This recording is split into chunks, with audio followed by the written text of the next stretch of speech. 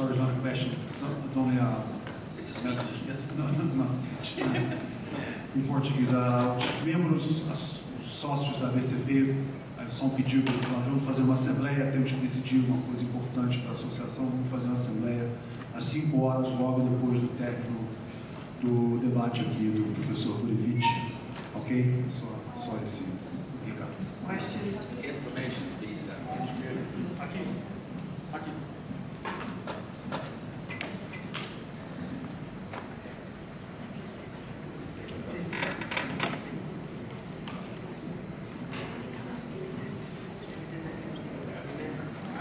Thank you very much for the excellent presentation, of course.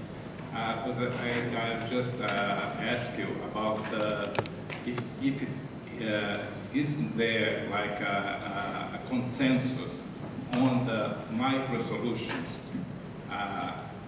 by and large, good governance as a consensus for the micro solutions of all this mess? Well, I would ask you, what do you think that consensus? I think the question, if you heard it, he said, is there not a consensus on the micro solutions? And I guess I would ask you, what do you think that consensus is? Good governance. I mean, but what is good governance? I mean, there's no consensus, I think, on what good governance is. I mean, it's hard for me fully to answer that because it seems to me that the ideological quarrel, I'm living in a country ridden by ideological quarrels which dominate the newspapers, and which much as my colleagues in the social sciences don't want to admit it, I think it affects them. Because finance departments, if you read what finance departments write, if you read what economics departments write, they take all sides. You may know there was a famous comment of Harry Truman, who said he wanted a one-handed economist because whenever he asked an economist for an opinion, they would say on the one hand, on the other hand. I don't find that that's what happens. I tend the economists tend to take one position, but they don't agree. And I see a lot of disagreement about it. I have colleagues, I have very bright, reasonable, sensible people who don't want to regulate derivatives because they really do believe, I think they worship at the temple of the virtues of financial innovation. They really do believe it. And so they're very nervous if I say to them, but really, you know, if we think more about the real economy versus the money economy, you're assuming that financial innovation is the driver of the big money economy, you know? And a lot of the literature on economic development, one of the reasons it has said that economic development happens if you have strong financial institutions. The indicators of strong financial institutions are certain corporate governance rules that favor this kind of thing. But I don't think that's what China is showing, or I don't think that's what Brazil is showing. So it's not clear to me that. So anyways, I don't hear that. I don't see that agreement on how much regulation of derivatives should you have. I don't see agreement on should you be regulating executive pay to reduce the amount of incentives to take great risks.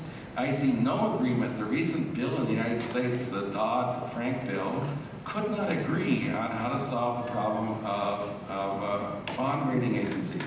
Bond rating agencies are giving AAA to things, but they pay no penalty for being wrong, and the people paying them to do this are the people issuing the bonds. So they have no incentive whatsoever to do a tough job. I don't see, and they couldn't agree on how to regulate that. So I wish there was a consensus, I just don't see it. Thank you. That's something I would like to hear about your idea about good governance. So okay. I guess I should rephrase the question, but thank you very much. Okay, you wanted to say that there was an agreement on what good governance is. I don't see it. Yeah. So I don't see an agreement. I want to see what you think about good governance. So I find good governance a more complicated story because I think there is a particular view, there's a view of good governance as held by some of the International Corporate Governance Network has issued a bunch of conceptualizations of what good governance is. And their idea of good governance is essentially a very high level of minority shareholder protection. Insider trading is bad, block holding is bad, all these things. But who are they, this group? Well, they are an association of institutional investors, primarily from pension funds, with a lot of employee dominance. TIA, Kraft, the Dutch Railway Workers Union, they're the people who support it. And they're going around the world telling countries that if you want us to invest in your stock markets, you have to adopt good governance rules, because we're not going to put our money into something which is family controlled. We have no protection. So I have a lot of sympathy to that. That's what I ask my students. Would you put your money into a firm that was complete 80% controlled by the Ford family? You pick the family, I don't care, David, whatever family it is.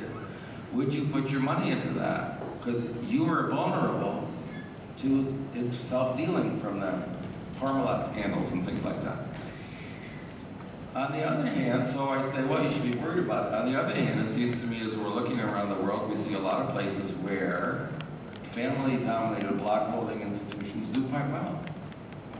So I actually, which I think in a lot of cases, I mean, Germany is doing very well right now, much better than the ones that have the diffuse shareholding thing. So it seems to me that the jury is not out. The jury, there's a lot of disagreement. And I think that would be my view, is that corporate governance decisions fit into the whole set of choices about which countries have choices.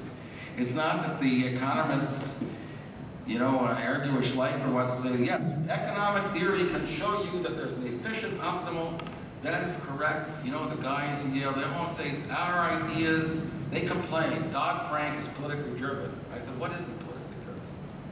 No, our ideas about what good governance is based upon good research.